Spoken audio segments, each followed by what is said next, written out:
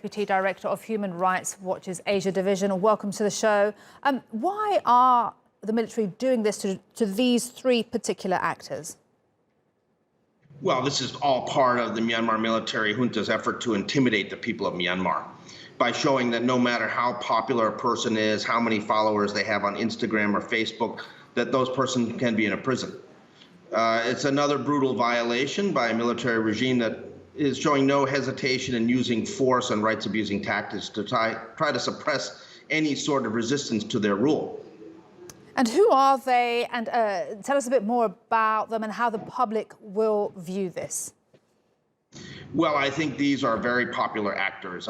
For instance, Kyaw, probably one of the most prominent of them, is someone who has, more than 1 million followers on Instagram. Very popular not only in Myanmar but also in Thailand and other Southeast Asian countries.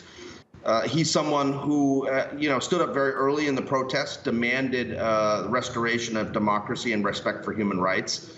He posted some things on Facebook and Instagram. He went out to a few of the protests, the peaceful protests, particularly ones in February and early March.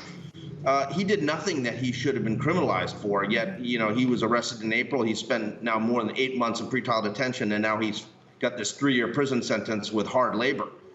It's outrageous and unacceptable, and another example of the kind of daily human rights violations that are being committed by this military junta. And so, as you say, he did nothing that he should be criminalized for. So, where do Myanmar's democracy activists, the voices, go now, if at all, given, what's happening to celebrities who you would think maybe could be a bit safer than anyone else? Well, I think the resistance is going to continue. I mean, there is a systematic and widespread resistance against military rule. It's occurring in all parts of the country. It is something that has been sustained and continues to support a mass strike, the civil disobedience movement against the military and its businesses, and boycotting those businesses and refusing for civil servants to go to work. This is going to be an ongoing contest of wills between the people of Myanmar and this military junta. And it's unclear who's going to prevail in 2022.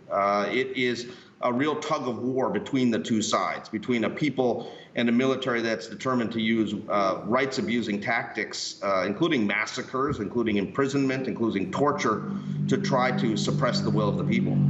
And it's incredible, isn't it, Phil, that we're nearly a year into this since they overthrew the elected government on February the 1st.